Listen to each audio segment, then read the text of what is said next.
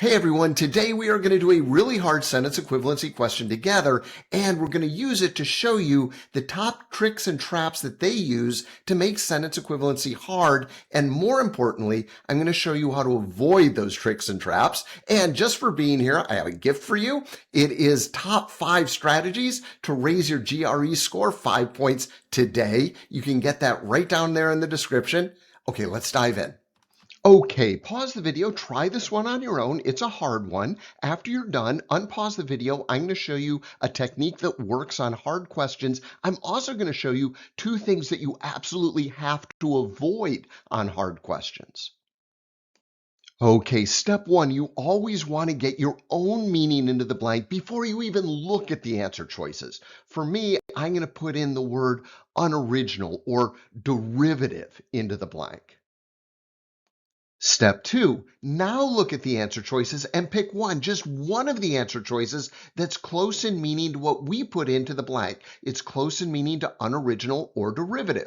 So as I'm looking at the answer choices, the only answer choice that really stands out to me is uninspired. Now, uninspired isn't exactly unoriginal and it's not exactly derivative, but is it close enough? Will it work? The only way we'll know for sure is to put it into the sentence and see if it works. Disappointingly uninspired, recycling tropes with none of the originality critics had hoped for. Yes, uninspired does work, so that's our hook word. Okay, step 3, ignore the sentence entirely. And of the remaining words, we want to choose the one that's closest in meaning to uninspired. As these questions get harder, you have to interpret the meanings of the words very literally. Does verbose mean uninspired? It does not. Does mediocre mean uninspired? Not really. Does turgid mean uninspired? It does not. Does lackluster mean uninspired? Again, it's close, but not really. Does pedestrian mean uninspired? Well, pedestrian's original meaning means someone who's walking, but pedestrian's secondary meaning literally means uninspired. Pedestrian's secondary meaning is closer to uninspired than either lackluster or mediocre. So pedestrian is our match word. Step 4, we always put both words back into the sentence to make sure they make sense in the sentence and importantly that they don't change the meaning of the sentence. The sentence must mean the same thing with each word, and it does.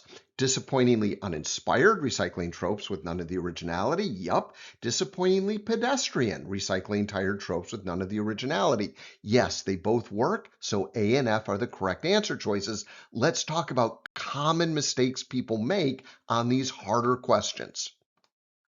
So most people end up going for lackluster and mediocre and missing the question. Now that's not by accident. The test is manipulating you into choosing those 2 words. It's important to understand the 2 techniques the test is using to manipulate you so that you don't get manipulated when you hit these harder questions.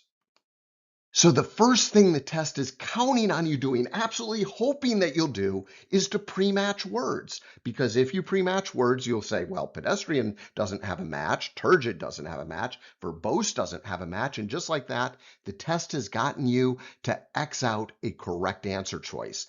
The test knows that you've been given this terrible advice over and over that you should pre-match words. It's counting on you doing that. But when you pre-match words, especially on the harder questions, you are setting yourself up almost always to get the question wrong. Do not pre-match words. Now, the test isn't done with you yet. The test still needs to give you 2 answer choices that could conceivably work. Lackluster and mediocre kind of fit in the blank, but the problem is that neither one of them really carries the idea of lack of originality or recycling.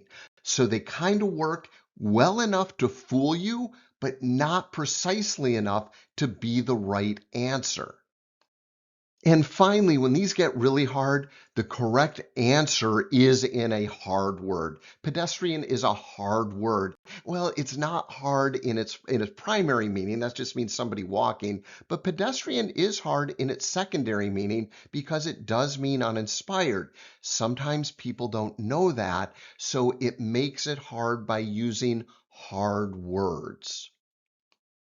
If you use these 4 steps every time you do sentence equivalency, your chances of getting hard questions right are much, much greater. Step 1, get your own meaning into the blank before you look at the answer choices. Step 2, pick one word from the answer choices that's closest in meaning to the meaning that you put in the blank. That's your hook word. Step 3, ignore the sentence entirely. Of the remaining words, pick the one word that's closest in meaning to your hook word. As these questions get harder, remember to evaluate the definitions of the words very, very literally. That's your match word. Step 4, put both your hook and your match word back into the sentence and make sure the sentence means the same thing with each word. Okay, great work. Yeah, that was a hard one. Remember to grab your free gift, Top 5 Tips to Raise Your GRE Score 5 points fast. You can find the link right down there in the description. And if you found this video helpful, remember to subscribe.